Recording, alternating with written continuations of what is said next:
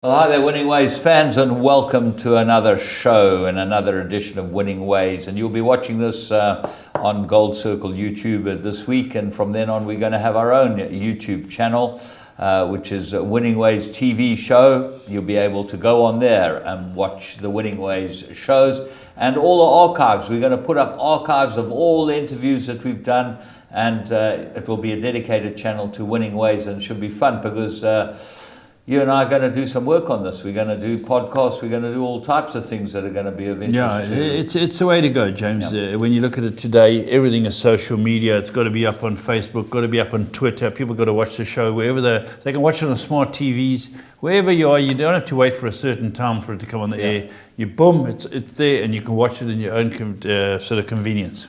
Well, as you've probably realized, this will no longer be on Teletrack, this show. So it will be on their airwaves. You're not going to miss out. And I know lots of people have been very concerned over the last week or so as to what's happening. But that's, for those of you that are watching it, Winning Ways TV show is what is going to be on YouTube. And that will be from next week. This week you still watch it on Gold Circle.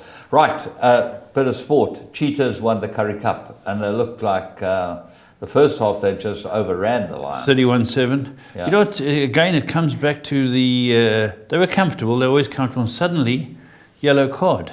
Yeah. 15-14, and suddenly the Lions just ran in 2 tries, changed the game, and ended up 31-28.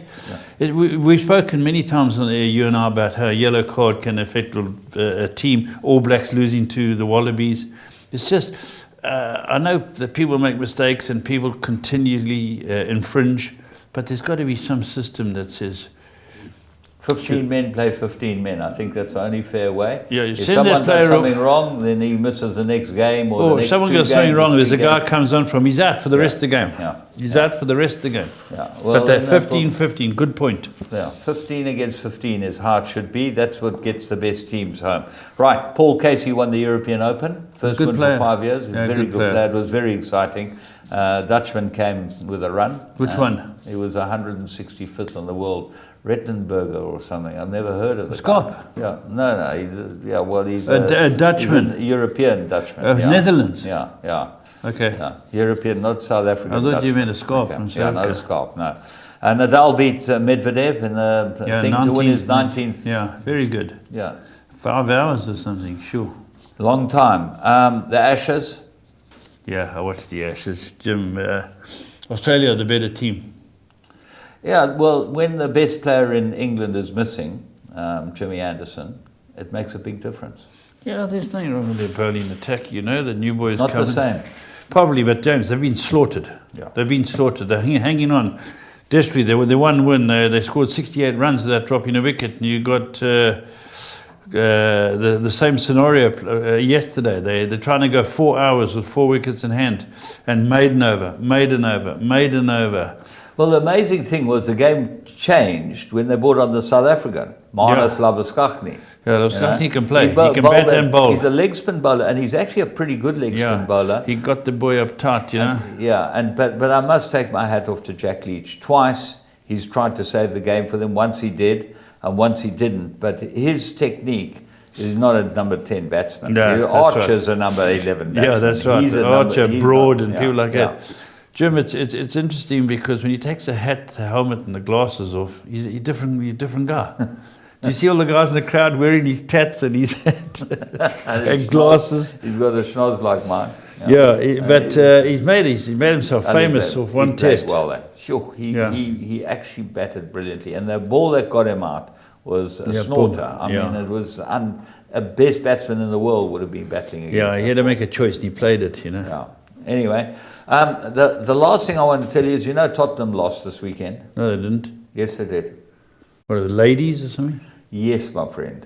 The ladies, Tottenham ladies. Chelsea. Don't you follow your team? I don't follow the ladies. No, I wouldn't know one player, but I thought they were playing Chelsea or something. They did. They played Chelsea. Because I saw on TV the Man United, Man City was 1-0. Yeah.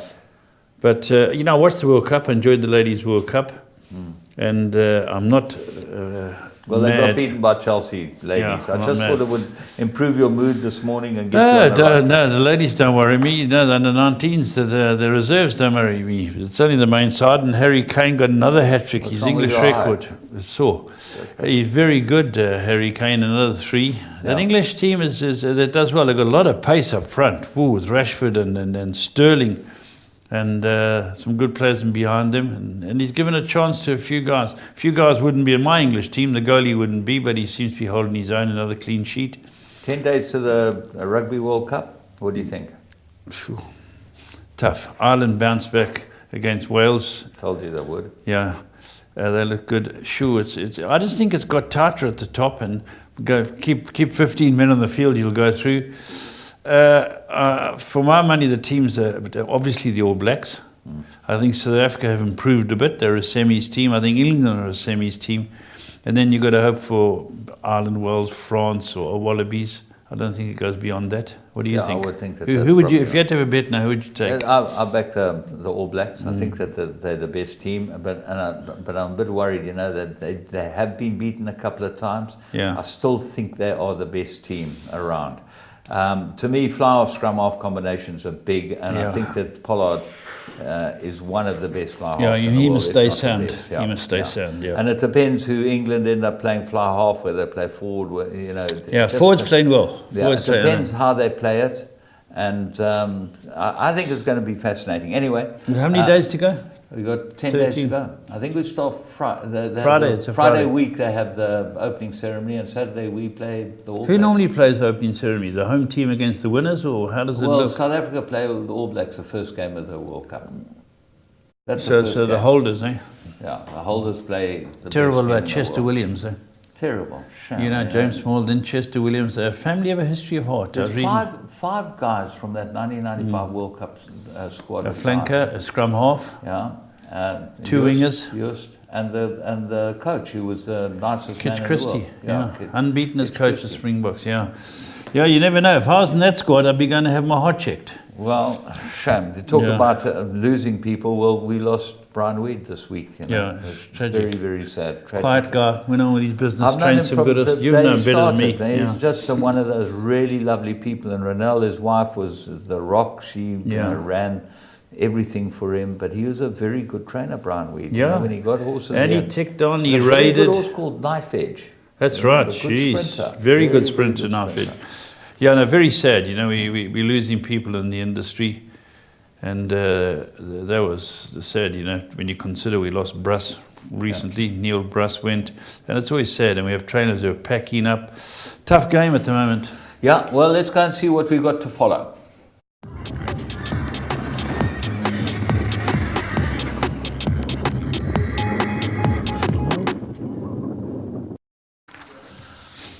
Cape is where the big racing's starting to pick up. They're getting ready for the big season, the Cape season, and the ground is pretty good there. They've had winter rains. They're racing on at Kenilworth, and we're picking up some very nice horses there. And we'll start off with the first on Wednesday.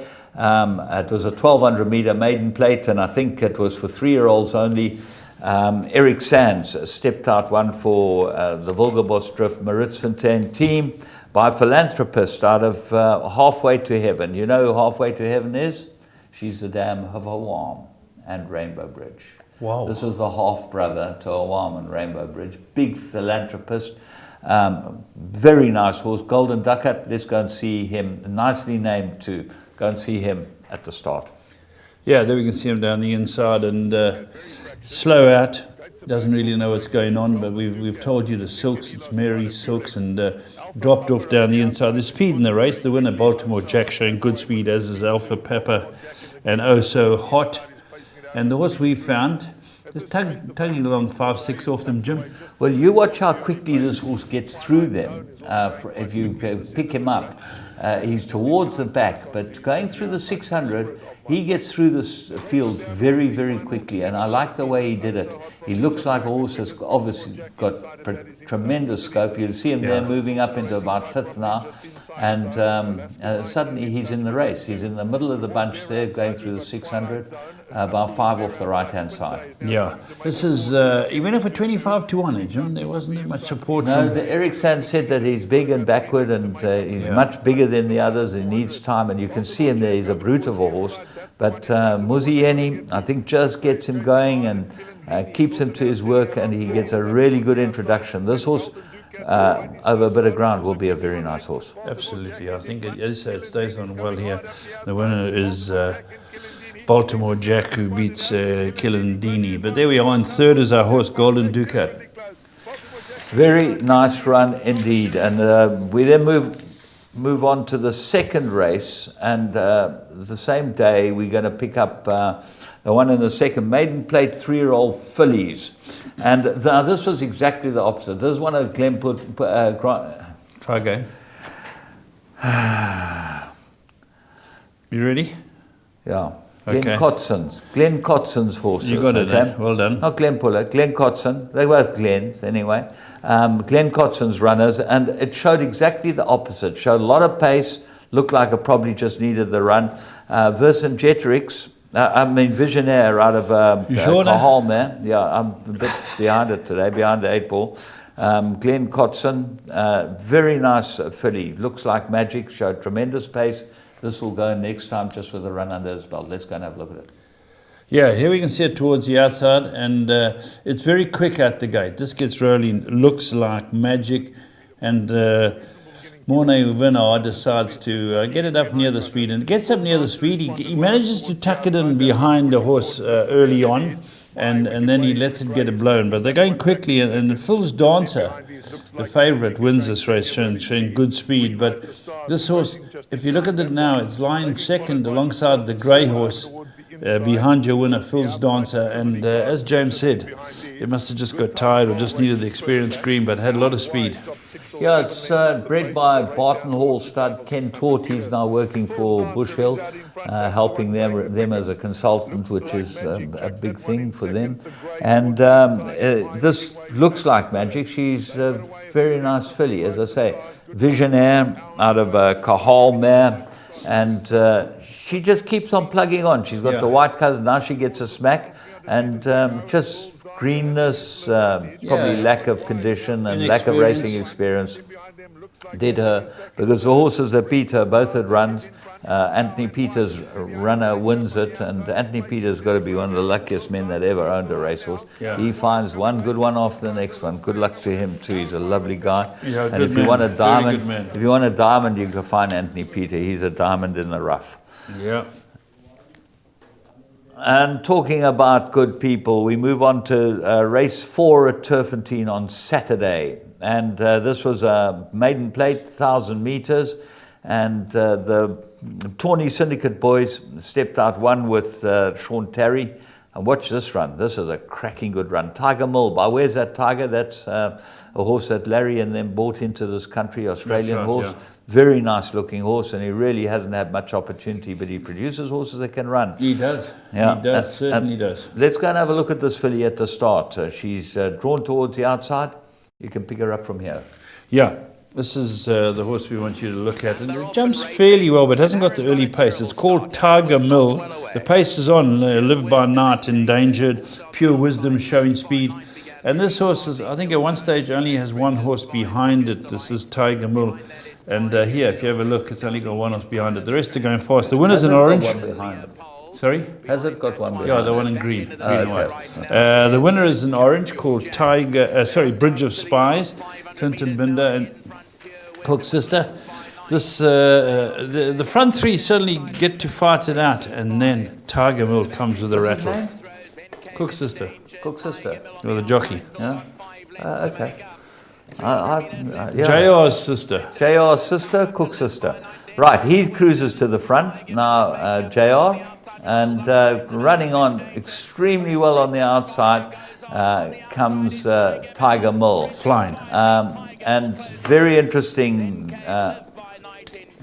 to watch the arm action of Danielson. the last 200 meters. He's a very interesting rider, young Danielson. Run a lot of winners. Ray, as they call him, Stingray, lots of names he's got. Hooray! Yeah, hooray! Hooray! Hooray! Hooray! Okay, we're going to take a little look now at where are they now, and we've got a very, very good picture and couple of videos of a horse, and see if you can guess who this is before we put up his name.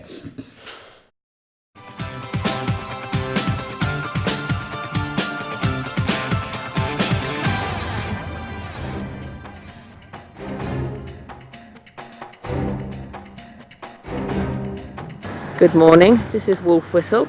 He's 21 years old. He's been at the DRC retirement home for the last 10 years.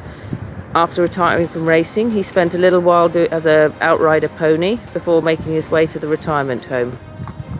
Whilst he's here, he spends nearly 24 hours a day out in the paddock because this is what he prefers.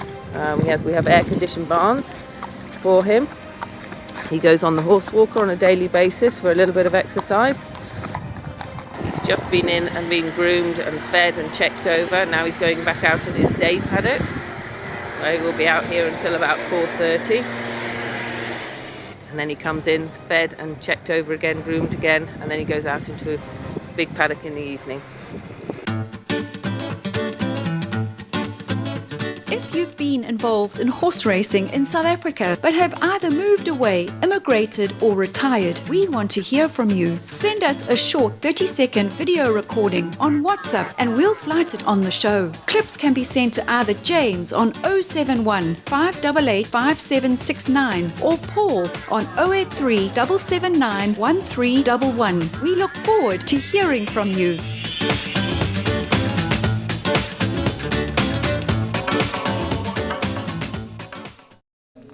Well, there you go. That was Wolf Whistle. We had some other pics of him last week from Heather Coolan, Paul Devlin's missus, sent it from Dubai, and it's wonderful to see these horses in their retirement. He's now close to 20 years old, you know, and he gets beautifully looked after. Looks really, well. The horse looks well. You know, South Africa, this is what we need to do. I know Sue Armstrong's got a place in Moy River where they keep quite a few horses that are retired horses, but this has got to become a national incentive. This country and our jockey club and our racing industry, the RA, people like that should be getting involved in this type of thing. This is where the money should be going for the benefit of horses. And I You've got to look after. Strongly believe this. Yeah. Okay, we're going to move on and see what's next.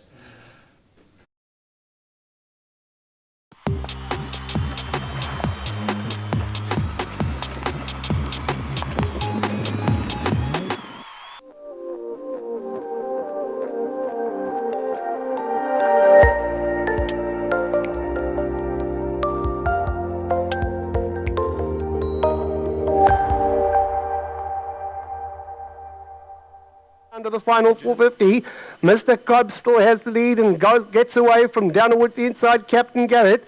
Bollinger's in behind those, and down towards the inside, Hope and Pray and Fundraiser. But Mr. Cobbs, as they come to the 300, has skipped a length there. Captain Garrett up the outside's trying to come back.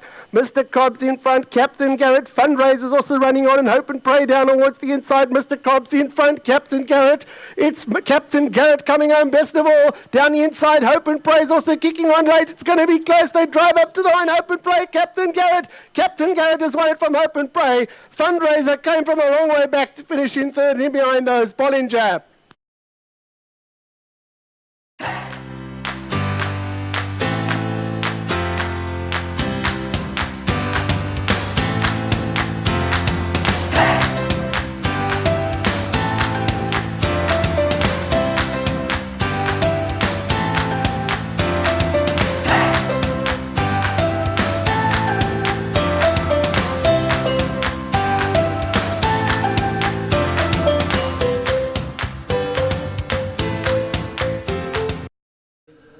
Well, there you go. Peter Wrench had his first winner, and my goodness, going through the 200, he must have been spitting nails, because it looked like the horse was going down the inside of the Bass horse and wasn't going to get past. And then the jockey switched it out quite violently, but he'd ridden this horse before.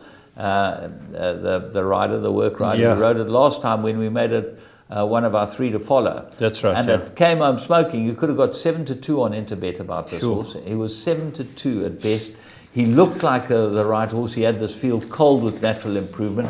But more importantly, Nice for Peter Wrench. Yeah, Peter Wrench's first winner, and Yeah, he's a tremendous horseman. Hey, good guy. Rode in all those hurdle races. I mean, he's Yeah. a really, really good horseman and a good guy too, and deserves support in Cape Town. You've got horses that you think you're sending to Cape Town.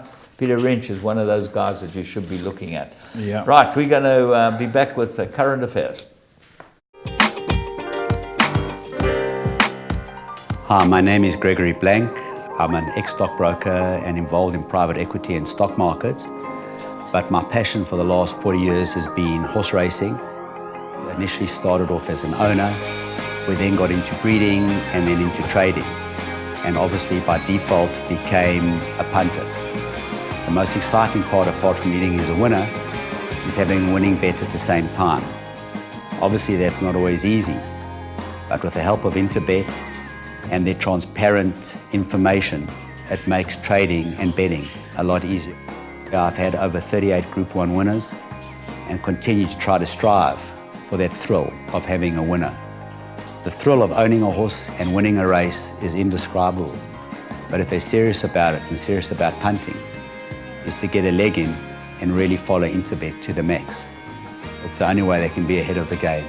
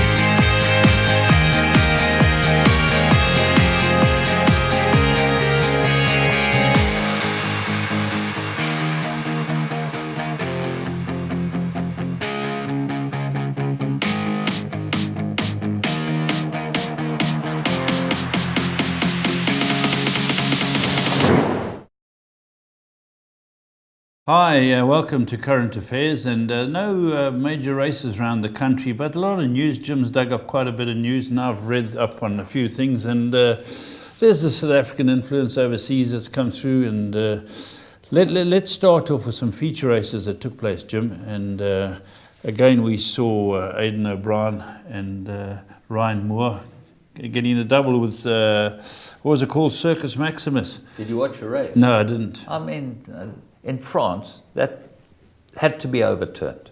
Yes. Had to be upheld the objection. Yeah. Circus Maximus ran all over the other horse. His name was Romanized. Yeah, Romanized, The Holy that's right. Roman Emperor ran all over him. I mean, Yeah, and he had to never survive. and he left, and they left it in France. Normally, I saw they take an arc away from also won by 2.5 lengths. Yeah, You know, so yeah. things are changing. Things are and- changing because they never ever got over Nureyev, the Nureyev objection. Well, the French, in they've the dwelled on that for the 30 years. 2,000 guineas, yeah. Yeah, they've dwelled on that for years. That was the way things. Do you know what's interesting? The Circus Maximus is by Galileo, Yeah. and he's only won this race once before, Aidan O'Brien. You know, it was with Rock of Gibraltar. The Rock. The Rock himself. And so that was Moore and O'Brien. That was the Prix du Moulin. Yeah. And then another interesting winner was Spanish Mission.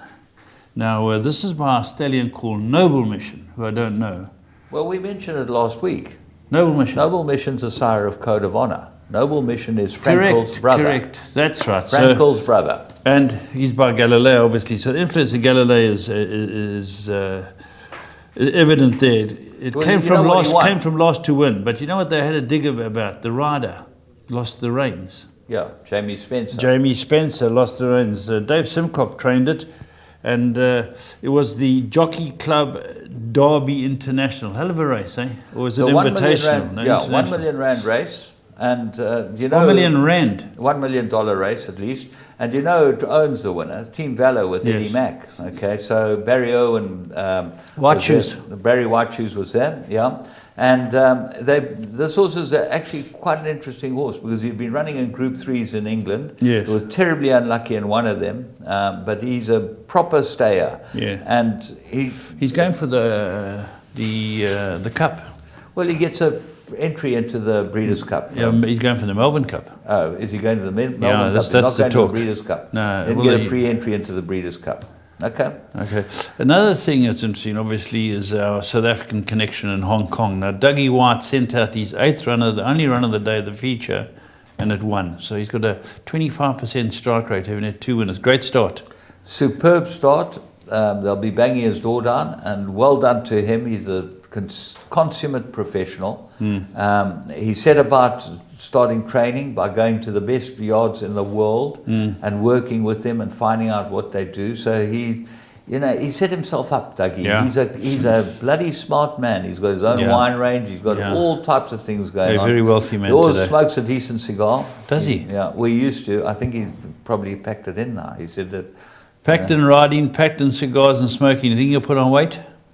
No. No, Not okay. Dougie White. Not Dougie White. He's a- Too much professional. No, he's the smartest guy around. He's really, really smart. Well done to him. Tony Millard and Joe Moreira struck up a win. He had a horse that got beat too, a 6-year-old, and he said, "This is going to win big races." So Tony's got some good stock there, but Joe Moreira had a blank on his first day back. This was his second day back, and he rode 3 winners. So Millard and White both struck. Yeah, and you know who struck in England to win the Betfair Sprint Cup at Haydock was Hallo Yumzan. Now, he's been properly beaten by the 2 best sprinters in England, Viewpoint. Advertise and 10 Sovereigns. Okay. Luckily, both of them were scratched.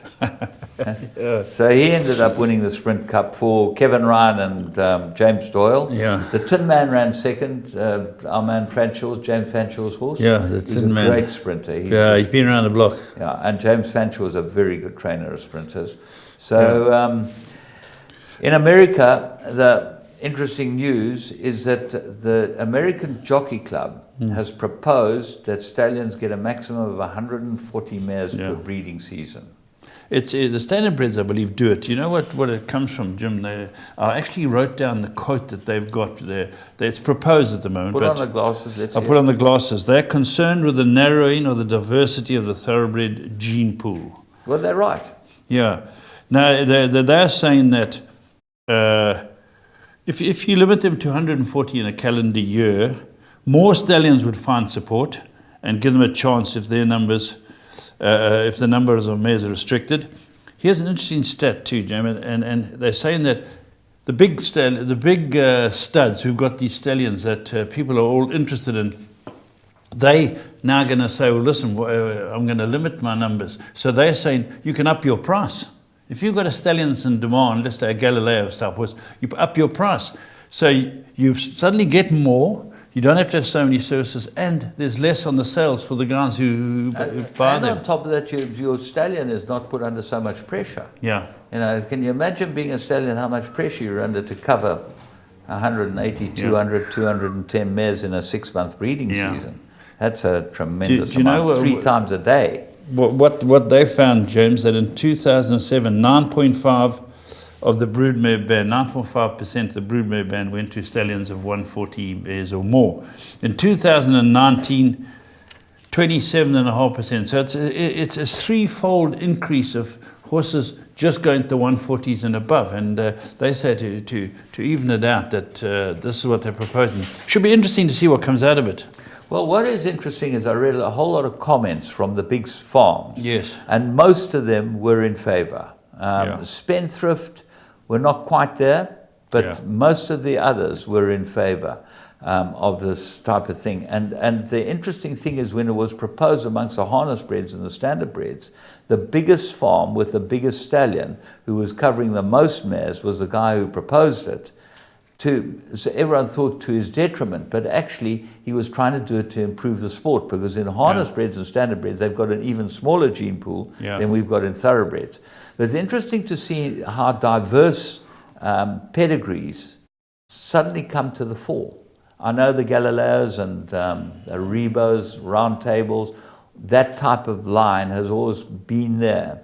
But what happens is that you suddenly find an offshoot of that really starts becoming prepotent, and that's very, very important to this industry, because those horses, you know, the horse that I'm particularly thinking of is Kitten's Joy, okay, because he really is not one from one of the established sire lines. That's right. But he has been an unbelievable, incredible impact on the American breeding industry.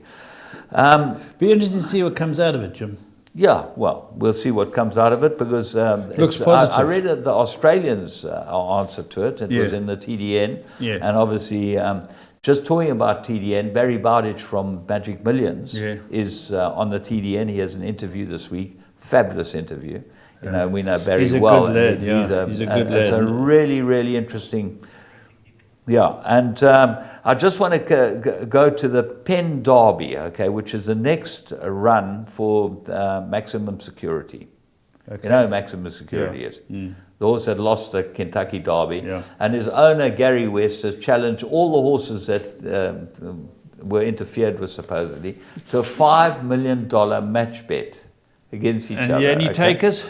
Well, Gary Barber, who we know well, he's Larry Nesta's partner, okay, has got the horse War of Will in the Penn Derby, apparently. And Gary Barber's been fobbing him off and said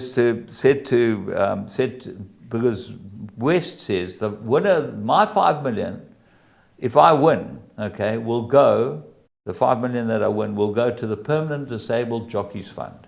Okay. Which is a fantastic initiative in America, and this we should be heading this way in this country rather than what we have, because the funds have been messed up. Permanently disabled mean permanently disabled, and they have this jockeys fund. Now, what Gary West has done is he said 10% already of the earnings from Maximum Security go to the Permanently Disabled Fund. $63,000 already he's put into the Permanently Disabled Jockeys Fund. Gary Barber says to him, well, if he's so keen to have a bet with me, why didn't he just donate the $5 million to the Jockeys Fund? Donate his $5 million. I think he's missing the point. He wants to donate Gary Barber's $5 million when he beats him. That's what it's all about. How many are going for the Penn Derby of these horses? No, this is just the early days. Yeah, this is just firing a few salvos over the bars. But we've got some interesting footage. It shows you some horses don't like humans. Have a look at this.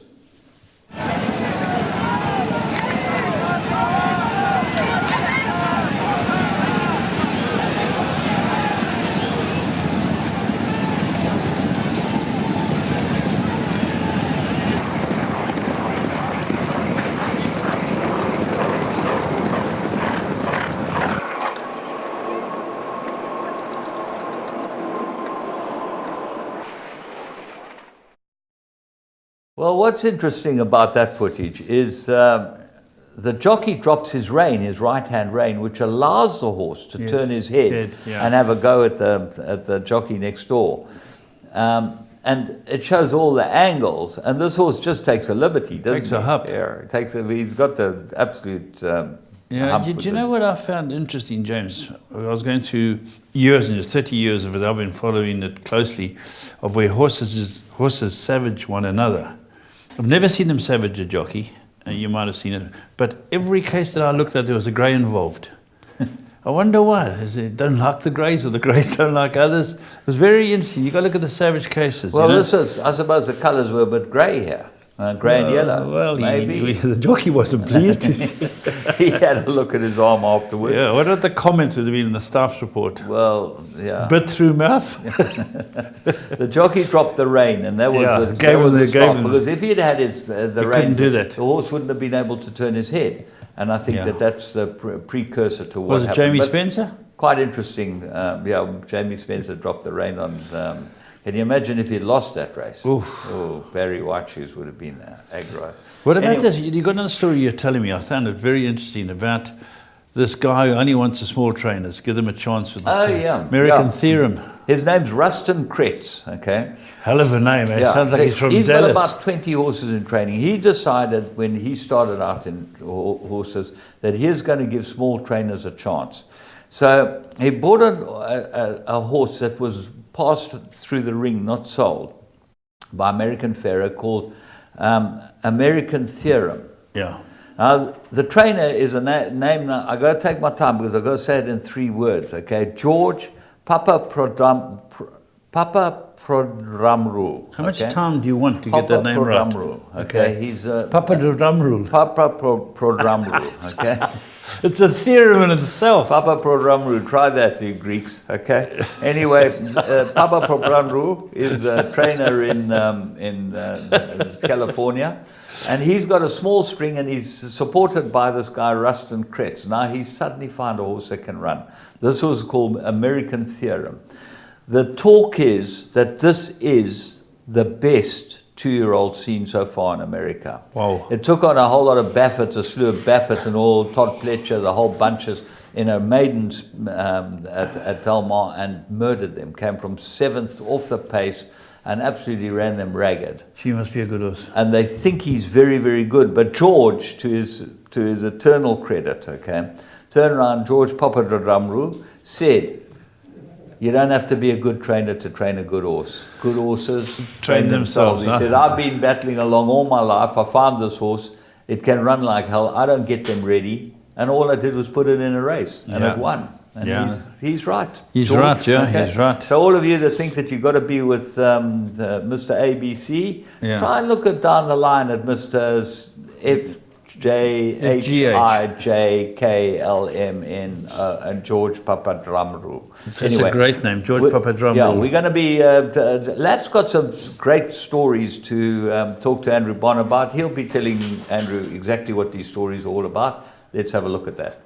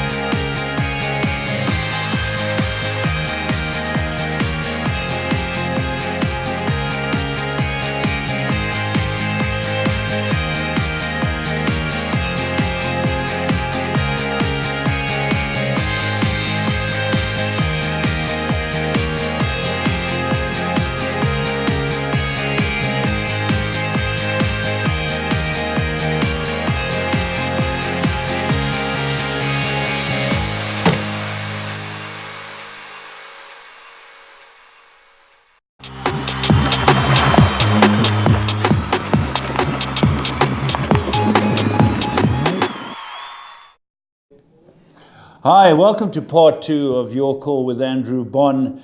And James, as you'll have noticed last week, spoke to him about his career and what he's done. But Bonsky and I go back a long, long way. And we had to touch on the humorous side of Bonsky. And I, bear in mind, I was one of his best men when he got married. So we've got a history that goes back a long way. And you'll have heard James talking about his history earlier. But part 2 is going to be much more light-hearted, Bonsky. And it's good Can it be anything else? Yeah, can it be anything? Yeah. So I just thought we'd touch on a few things that happened to you and I over the years. And a lot of people don't know out there that every Friday you worked at PE, they flew you in, and the week later they flew me in. So it'd be one Friday for me, one Friday for you, and we invariably stay over. We had that lunatic, the late Wally Wiegand, as our host for racing and for the jewels. And like it or not. Yeah, like it or not. My assistant was Yvette Bremner. Wonderful, wonderful girl. Those are wonderful days, Bonsky.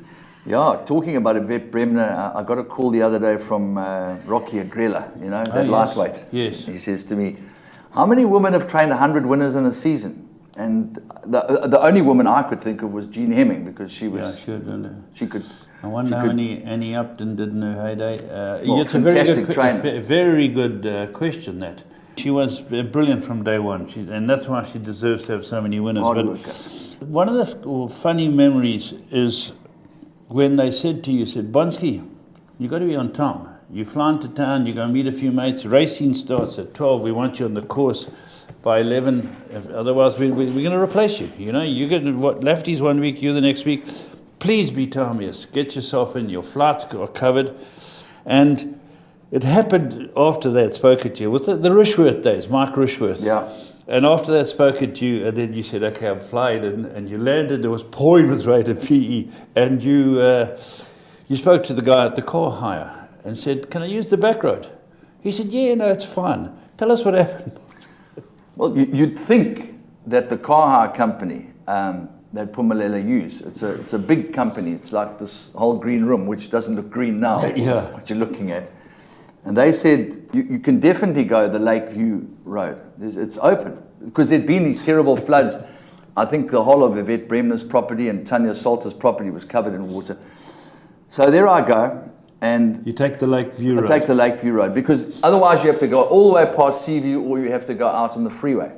Definitely quicker. So I'm herring along at breakneck speed, and all of a sudden, well, I think to myself, maybe the water's that deep, and I'll skid through it. So quickly.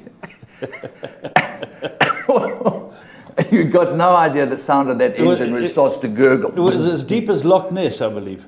I've never been to Loch Ness, but I think probably as deep as Kariba. But Yeah. So, Andrew, you get yourself in the middle of the car, stalls. completely stalled. Completely stalls. It's up to nearly the door handles. Well, the water's pouring in the doors, and I'm thinking to myself, now I've got absolutely no chance unless I hit the reverse gear, back into reverse, and the car's going like this. And eventually I decide, well, I'm going to drown here if I don't get out the car. Jump out the car, the water's pouring in, and I run back to safety. And I see a tractor driver ploughing his lands. Yeah. But first of all, I have to make the call, because I can see now Time is the promise of being on time is absolutely faded into oblivion. And so the tractor driver comes and he hooks a big chain and he pulls the car out, and he takes the car back to his workshop and he sprays it with... Good man, eh? Yeah, thank goodness for that. I think I got there for the second race. So you arrive there. Everyone's waiting for Bonsky. He's not there. His pants from knees down are covered another colour from all the water. Your arms, it was just the funniest thing out. And they saw what happened. You know, Mark Rushworth took it the right way. It was definitely beyond fabrication. It was not something that you could fabricate. There were many mitigating factors along the way, but it was once again another episode. Another axe in the coffin. Yeah, well, we had that all the time. And I remember I was in the army with Wally Wiegand, so I went back a long, long way. He was a really close friend. I was very sad when he died years ago. But he had a wicked streak in him, playing pranks. So did I, and so did you, and everything. And well, he took it to another level. He took it to another level. I think he bit my watch off the one day. I said, I have to go, Walter. I have to go. And he grabbed my arm, and I had one of those Seiko Perpetuals, and he bit the whole watch off. There was blood coming out of his... He didn't want us to leave. I used to go there and have a few drinks with him. I made sure I had drinks with him. I mean, the Thursday night, I used to go down because I had to look at my horses. Yeah. I used to go and see vets. I used to go down, and we used to go to I think it was the Dross. And he'd walk in and order 500 shooters. And he'd be gone in an hour. Myself, Badger, Tubbs Riddell worked with us. We left there speaking underwater Hebrew. We were gone. But this was his jewel. But with you, he went one step further. He brought you round to his house. Well, he used to live in Summerstrand. He had this magnificent palace in Summerstrand, and I think his wife's name was Nancy. That's right. Beautiful girl. Nancy Rioch. She came second, I think, in the Miss South Africa. Beautiful woman. I would have said Miss World, but anyway, she was an absolute honey. How she ever put up with Walter.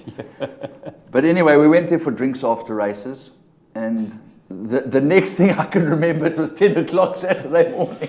And you were supposed to be in Turfentine. He gave me an Irish coffee at about 7 o'clock in the evening, but he'd filled it with child anesthetic. I mean, so I was literally in a Pericoma. So I had to fly from Port Elizabeth to Durban to Joburg because the Joburg flight had already departed by the time I woke up. So Bonsky, you must have thought, oh my God, I'm late again. Gone.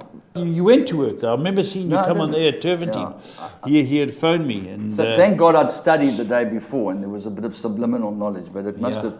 Sometimes you're better that way. Actually. Absolutely, but very, very funny. Our time in PE was very humorous. I remember, forget the one day I went round, if I can just digress slightly. We went down there, and Mark Rushworth came to me for the second race. I used to do the races, and many times I used to call on Matthew Lips, who was a scribe then. He was so clued up. I'd say, Matthew, come on there with me, and I'll question you about it, because you just know them way better than I do. He said, no problem. So we're about to go on the air. Mark Rushworth comes down and says, sorry, lads, all the microphones are gone. Nothing. The only one they can hear in the country is the commentator's one. It's upstairs. You know Alan Scorman from Bristol? Sure. Yeah. Yes. So we go up there, and they've got one of those they put on there like that. You know, that's what he wears. He hasn't like got a mic. Supersport wears. Yeah, he's got that. Yeah. So I clip it over Matthew's one ear, over my here, and it's between us. And here's the biggest chain smoker. I was gagging through. Ding on after a stick-bite. After a stick. There was, I won't say one of those great amusing days, but other days that really amused me. You and I went overseas. You used to come overseas with me quite a bit in those days. We used to gallivant. And we went out, we promised, because you've still got archives of footage, and we went out to go see Victory Moon. And we went out and we watched the gallops. We just got there in time, which is our norm. Yeah. That's right. So we get out there and we just running across the remember downs. with your cameras and the bigger cameras than they have today, and you photograph Victory Moon for Teletrack and that. And on the way back, you and I are driving back. We've had breakfast with Saki, and we see this castle. It's a magnificent castle, and Bonsky said, "Let's go look at the castle. You know, I want to film this." He filmed everything. So I said, okay, drove in, I had this little Vauxhall of my wife's, went in, closed up, no one there, but beautiful. So I was hiding around corners saying, I'm here, and he was videoing. Where's Lef? Where's Lef? I'm here. And that turned out to be Downton Abbey. Downton Abbey. So you got footage from before they made Downton Abbey of you and I buggering around at that castle. No one lived there then. So when was Victory Moon? 2002? 2003, somewhere around there? Yeah. But I mean, what a privilege to walk around that stable complex of the Baldings where Mill Reef statue stands and Ormond Barn and that tack room and the colour room. I mean, you feel like you're in a museum. One day you should get all your stuff out of your archives and put it into a show, because Bonsky, you have got such footage that should be utilised much more. Because you don't stop. I saw you hanging out of a car next to a barrier trial yesterday. Nearly got into some trouble. That's also the norm. It's quite tight, that barrier, to film. You think it's easy when you compare it to Hong Kong or Singapore or Dubai, where the road is designed for those tracker vehicles. And I'm very happy with the footage, but it's you need an experienced guy like Nicky Roebuck or Tex Lorena, or somebody that understands what the jockeys are thinking, and also know how to drive, and safety parameters are paramount. Well, in one of our other trips, we were invited to do Royal Ascot. Teletrack sent you and I to do Royal Ascot, and it's a beautiful 5-day week. And I remember I got invited the day before to a lunch. You hadn't arrived yet. It might have been the 2 days before. And I went with my wife and I sat at this big table. It was Gordon Crum. Douglas Erskine Crum. There we go. He actually did the presentation at the Nunthorpe. Yes. He's now the director of racing after having been... Can you believe it? He was the chief executive of Ascot. And we went to this room. It's just all the who's who of racing at his house. And I was sat next to this lady, and she said to me, where are you from? I said, South Africa, Durban, South Africa. She said, I wonder, have you seen my son? I said, it's from Nairobi. Yeah. I said, where's your son? I said, Botswana. I said, no. It's close. I haven't seen your son. But the day we went, you and I, we're getting all dickied up. We're going, this is going to be our day at the races. Bonsy's got his camera kit, and we're going to go out there and interview the first day. And he says, I haven't got any shoes. I haven't got any black shoes. I was relying on a boot. Yeah, so we phoned Mike Abood and say, Mike, need shoes for you. Do you remember we did shoes? Julie goes down. Not that I could wear his shoes. No, cross-dressing Egyptian jockey. No. Julie goes down to a thrift shop or whatever it is. Charity shop. Charity shop. Same thing. And buys a pair of the right size shoes. £5. I'll never forget, £5. Put them on. They look pretty good. Yeah, they were very tight. So we go, and remember we park once, and we walk up this hill, Mount Everest. Mount Everest, to get onto the level of the race course. And as we get towards the course, Bonsky says, "Have a look at my shoes. The black's peeled off." Disintegrating as we walk. I said, I can't believe those shoes must have been sold, and it all peeled off. And you said, "I can't." Wasn't fashion in those days have brown shoes at the top hat. Especially half black, half brown. And I'll never forget, there was a guy who polished his shoes there. As luck would have it. You paid £1 and he polished your shoes. Next to that telephone booth. That's right. Like yesterday, I can see Yeah, it. I can remember it. And you walked up to him and he said, "I'm polishing these for £1." So Bonsky, what he paid for them, he had to double it to get them polished. I said to him, just give me the whole tin. I'll do it. Spend more money on polishing the shoes. Bonsky, do you remember the River Liffey? The River Liffey. Jeez, it was You came to rugby with the us. Springbok tour. That was Springbok tour. That was because of Phil Georgia, Yes. the Let's Go Travel team. I won a few rand, and I said to him, "Phil, I want to get the this job. money's going to burn a hole in my pocket, or I'm going to do it in cold Yes. blood." So I just straight to his account, booked the tickets, And away we went. and I went along with the aristocracy of We had a great squad. We used to go there because there were so many of us. We took the English cricket team, the names, and that was the order that you bought the rounds and stuff. So you had your turn to buy your round. But we went into the hotel, and the hotel was very funny because it's where the Springboks stayed. Yeah, Burlington. Yes. Burlington. So we're It's in the an Burlington. institution. Yeah, absolutely large pub. And my great mate he's an Alakadu with the Irish Rugby Union, Joe Burgess, comes over and we do an interview upstairs with him. I remember. Yes, on the top level. On the top level. And he's a top Wasn't man. noisy, was it? No, he's got this noise down there. But he was brilliant. Yeah, he was. He spoke, he was knows awesome. his rugby I've backwards. still got that interview. Have you still got that? Yeah. I've got to send it to him. I've got to. Yeah. I'll keep in contact with him. But then we got Jake White, Jean de Villiers. Jean de Villiers. But they were like our pals. We'd They were never met pals. them before, Yeah, but because never- we were South Africans. Yeah, they gave us wonderful interviews, and we left there and went on a bender. And I don't know, how did you end up in the Liffey? I don't know. It was But actually, no, I was hot. you But know. it was freezing. Yeah, And where you dived in, obviously showing off, you couldn't get back out. no, because I dived off the bank and then it's concrete and it's sheer. So I'm swimming along. freezing. Yeah, but I'm not cold at all. No. Because You had you a few had beers. 45 Guinness. Yeah.